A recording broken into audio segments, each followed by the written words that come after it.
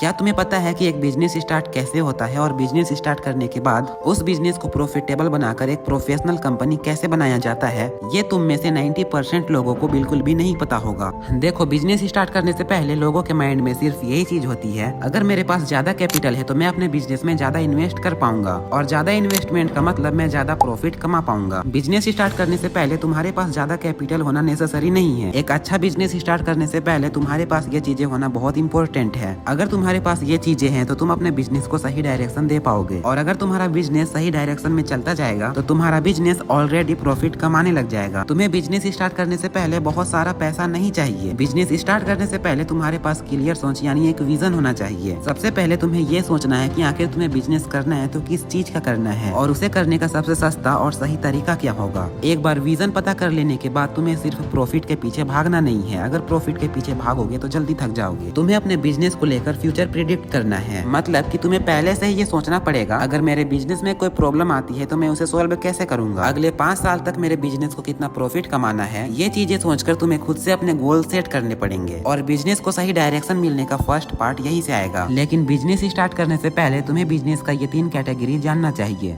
First है sole proprietorship. Simple language में sole proprietor के अंदर बिजनेस का सिर्फ एक ही ओनर होगा।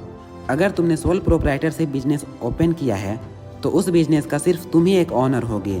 नेक्स्ट है पार्टनरशिप फर्म। अगर तुम अपने दोस्त या किसी के साथ मिलकर एक बिजनेस स्टार्ट करते हो तो वो बिजनेस पार्टनरशिप कहलाएगा।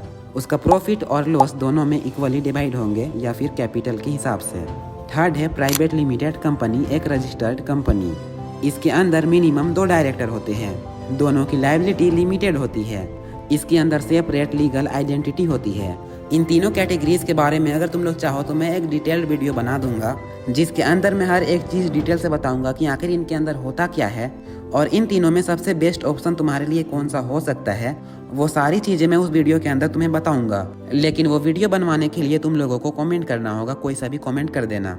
तो अब बिना टाइम वेस्ट किए वीडियो को आगे बढ़ाते हैं। नेक्स्ट स्टेप तुम्हारा ये होगा कि मार्केट को समझना कैसे है। मार्केट को समझना एक बिजनेस के लिए सबसे इम्पोर्टेंट बात होती है। इसके लिए तुम्हें मार्केट में काफी रिसर्च करना पड़ेगा, ये जानने के लिए कि आखिर बाजार में किस चीज का भाव है। एग्जाम्पल के तौर पे मान लो, अगर मार्केट पे चप्पल ज्यादा बिकती है और तुमने सिर्फ ये देखकर चप्पल बेचना स्टार्ट कर दिया, चप्पल बेचने वाले लोग काफी प्रॉफिट कमा रहे हैं, उनका चप्पल ज्यादा बिक रहा है, यानी अगर मैं भी चप्पल बेचना स्टार्ट कर दूं तो मेरा बिजनेस भी चलेगा और मैं भी ज्यादा प्रॉफिट कमाऊंगा। तो यहाँ पर तुम फंस जाओगे और तुम्हें काफी लॉस होगा, क्योंकि जो चीज तुम सोच रहे हो वो आगे के 10 व्यापारी और सोचे होंगे, और वो भी तुम्हारी तरह चप्पल बेचने लग जाएंगे और तुम्हारा कंपटीशन ज्यादा बढ़ जाएगा, जिसके बाद ना तुम अपने सामान को बेच पाओगे और ना तुम्हें प्रॉफिट होगा। सिंपल लैंग्वेज में मैं तुमसे बस यही कहना चाहता हूँ, दूसरों को देखकर अपना सामान बेचना ये मार्केट रिसर्च नहीं होता है। मार्केट रिसर्च का मतलब होता है कि लोगों को क्या चीज की जरूरत है, इस चीज का पता लगाने के बाद उन्हें वो चीज उपलब्ध कराना। नेक्स्ट, बिजनेस खड़ा करने के लिए तुम्हें जिस चीज की जरूरत है वो है स्किल एंड नॉलेज। एक बिजनेस सिर्फ आइडिया से नहीं चलता, उसके लिए तुम्हारे पास कम से कम बेसिक नॉलेज भी होनी चाहिए, और स्किल में तुम्हारे पास मार्केटिंग, अकाउंटिंग और कम्युनिकेशन स्किल होनी चाहिए। मार्केटिंग करना कैसे है ये तो मैंने तुम्हें बता दिया है, लेकिन अगर तुम्हें अकाउंटिंग समझ नहीं आती है तो तुम्हें प्रॉफिट या लॉस हो रहा है ये तुम कैसे पता करोगे। तो थोड़ा बहुत अकाउंटिंग आना जरूरी है, और ये काम करते हुए तुम सीख ही जाओगे। लेकिन थर्ड है कम्युनिकेशन। अभी के टाइम पे काफी लोग इंट्रोवर्ट होते हैं, लेकिन उन्हें भी बिजनेस करना है, बट एक इंट्रोवर्ट के अंदर कम्युनिकेशन स्किल बिल्कुल भी नहीं होती है। इन्हें लोगों से बात करना बिल्कुल भी नहीं आता, इवन मैं भी एक इंट्रोवर्ट हूँ। बट अगर तुम्हें अपने बिजनेस को प्रॉफिटेबल बनाना है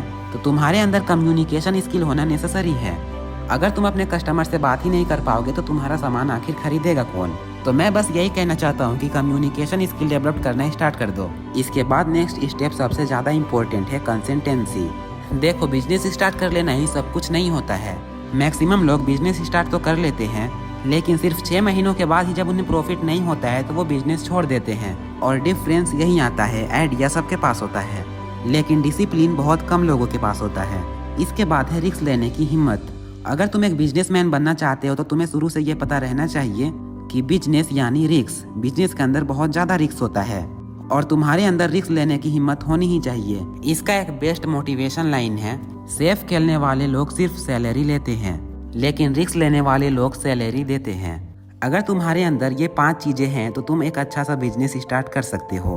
भले ही तुम्हारा बिजनेस स्टार्टिंग में छोटा क्यों ना हो, लेकिन इन चीजों की वजह से तुम्हारा बिजनेस एक दिन कंपनी जरूर बनेगा।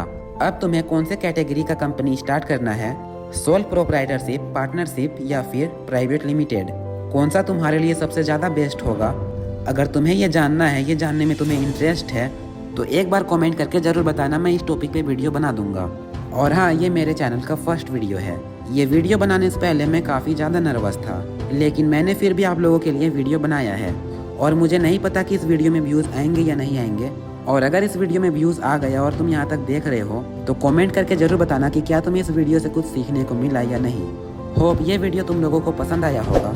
और अगर तुम इसी तरह का वीडियो देखना चाहते हो तो चैनल को सब्सक्राइब करके वीडियो को लाइक कर लेना, और हाँ, बेल नोटिफिकेशन भी ऑन कर लेना।